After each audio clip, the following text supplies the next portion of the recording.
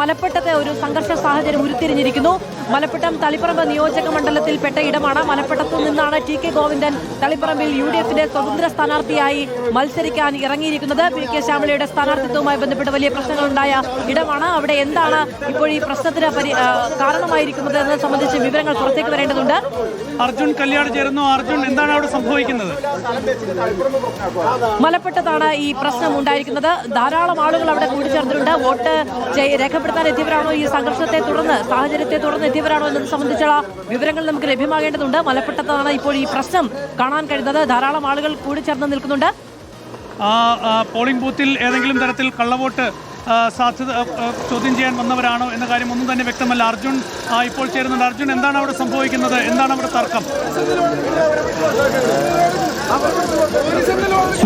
അതായത് ആദ്യഘട്ടത്തിൽ ഇവിടെ ഉണ്ടായിരുന്നത് ഓപ്പൺ വോട്ട് ചെയ്യുന്നതുമായി ബന്ധപ്പെട്ടുകൊണ്ടുള്ള ഒരു തർക്കമായിരുന്നു. ആ തർക്കം പിന്നീട് പോലീസും അതുപോലെ തന്നെ മറ്റ് ഇവിടെ ഉണ്ടായിരുന്ന സുരക്ഷാ ക്രമീകരണം നടത്തുന്ന ഉദ്യോഗസ്ഥരുമൊക്കെ ഇടപെട്ട് പരിഹരിച്ച് മാറ്റി നിർത്തിയതാണ്. ഇപ്പോൾ ഈ പ്രവർത്തകന്മാർ ഒരു വശത്ത് തമ്പടിച്ച് നിൽക്കുന്നതും മറുവശത്ത് പോലീസ് ഉദ്യോഗസ്ഥർ നിൽക്കുന്നതുമാണ് കാണുന്നത്.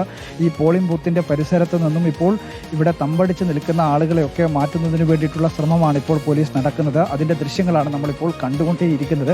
എന്തായാലും ഈ പറയുന്ന രീതിയിൽ പോലീസ് ഉദ്യോഗസ്ഥരൊക്കെ ഒരു ഭാഗത്ത് തമ്പടിച്ച് നിർത്തുകയും ഈ പോളിംഗ് ബൂത്തിന്റെ പരിസരത്ത് നിന്നും ആളുകളെ മാറ്റുന്നതിന് വേണ്ടിയുമൊക്കെയാണ് ഇവിടെ പരിശ്രമിച്ചുകൊണ്ടിരിക്കുന്നത്.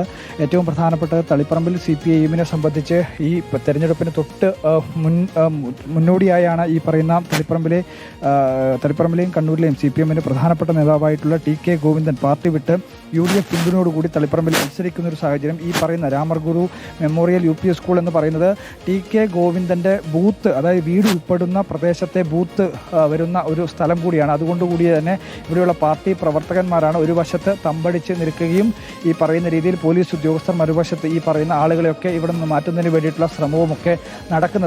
നേരത്തെ ഇവിടെ ഇതുമായി ബന്ധപ്പെട്ട്, അതായത് ഓപ്പൺ വോട്ട് ചെയ്യുന്നതുമായി ബന്ധപ്പെട്ടുകൊണ്ട് ഒരു സംഘർഷ നിലനിന്നിരുന്നു. അത് പിന്നീട് പോലീസ് ഉദ്യോഗസ്ഥരൊക്കെ ഇടപെട്ടുകൊണ്ട് അത് മയപ്പെടുത്തുകയും ശാന്തമാക്കുകയും അടക്കുകയാണ് ചെയ്തത്.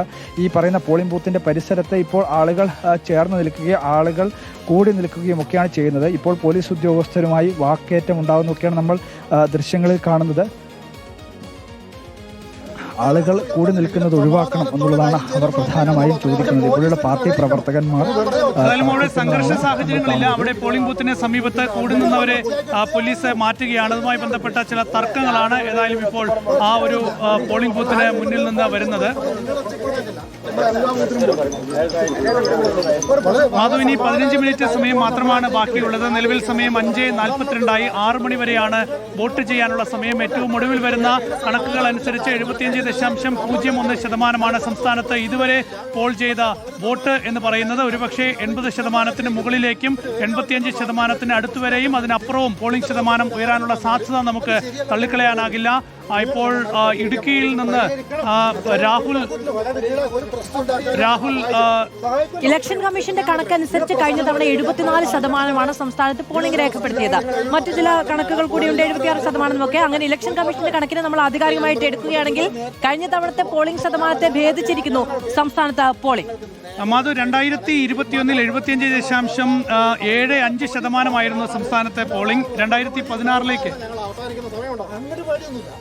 ഞങ്ങൾക്കറിയാം, ഞങ്ങൾക്കില്ല. നിങ്ങൾ 500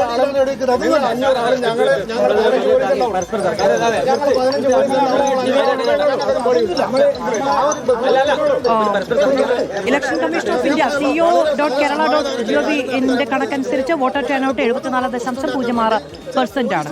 ഏതായാലും അതിപ്പോൾ കടന്നിരിക്കുന്നു. അവസാന മണിക്കൂറുകളിലെ കണക്കുകൾ വരാനിരിക്കുന്നതിന് മുൻപേ തന്നെ കഴിഞ്ഞ തവണത്തെ പോളിംഗ് ശതമാനം മറികടന്നിരിക്കുന്നു. 2016 കണക്കുകൾ പരിശോധിക്കുമ്പോൾ അത് 77%. ഏതായാലും ഇത്തവണ റെക്കോർഡ് പോളിംഗ് കേരളം രേഖപ്പെടുത്താനുള്ള സാധ്യതയുണ്ട്. SIR ശേഷമുള്ള ആദ്യ വോട്ടെടുപ്പ് എന്ന പ്രത്യേകത കൂടി ഇത്തവണയുണ്ട്. അതുകൊണ്ട് തന്നെ പോളിംഗ് ശതമാനം നല്ല രീതിയിൽ ഉയരാനുള്ള സാധ്യതയും തെരഞ്ഞെടുപ്പ് കമ്മീഷൻ ചൂണ്ടിക്കാണിക്കുന്നുണ്ട്. തെരഞ്ഞെടുപ്പ് കമ്മീഷന്റെ ഒരു പ്രഡിക്ഷൻ എന്ന് പറയുന്നത് 90% അടുത്തുവരെയാണ്. അത്രയും വരുമോ എന്നറിയില്ല, പക്ഷേ വലിയ പോളിംഗ് സ്വാഭാവികമായും നമുക്ക് പ്രതീക്ഷിക്കാം.